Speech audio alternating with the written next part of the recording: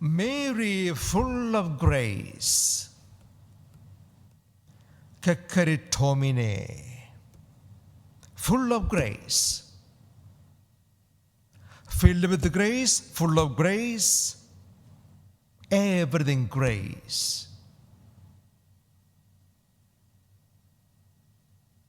But then something else goes with that. Favor or blessing goes with burdens. Mary was highly disturbed, troubled. When you speak of grace and favor, always think of the burden that goes with the blessing. We are very happy with the favor and blessing. But the second part, we are not ever comfortable. Oh, we don't want the burden. Only the blessing, come on, the blessing alone. Mary was full of grace and she was given the burden as well. So when you think of Mary, have this picture always in your mind, the Mary whose heart was pierced.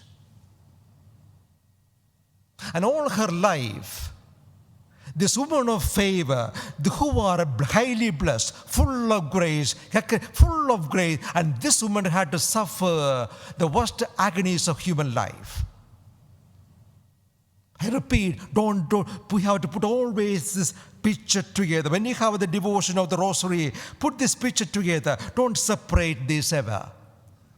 Blessing and burden together. That's the way God works. Mary was highly favored and she was given a cross to carry.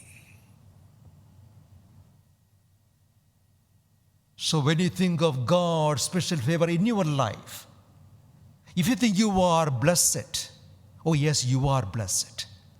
Because you are blessed, you expect some burdens as well.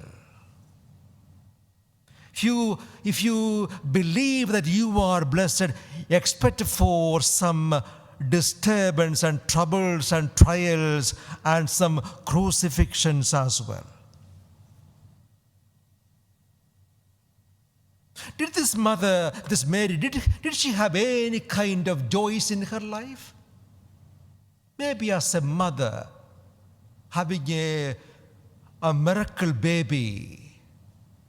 But if you look closely, how much she must have been disturbed, troubled, worried and anxious. And how many questions she must have had before the Lord, why this is happening. A child of God in a manger, a child of God nobody loves, a child of God who is rejected and hated by everyone, and a child of God on the cross dying like a criminal. Highly favored, and there you are crucified. Put this picture together to get your faith life right. You will never have questions, why Lord, why me? You always say, why not? Because I'm highly favored. Don't we always ask that question, why this is happening, why suffering, why?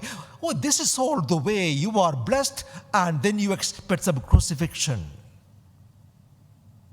Note this too. Here, all the readings are telling something more. There is a complete reversal of the beginning of the story of Adam and Eve. Everything reversed in Mary and in Jesus.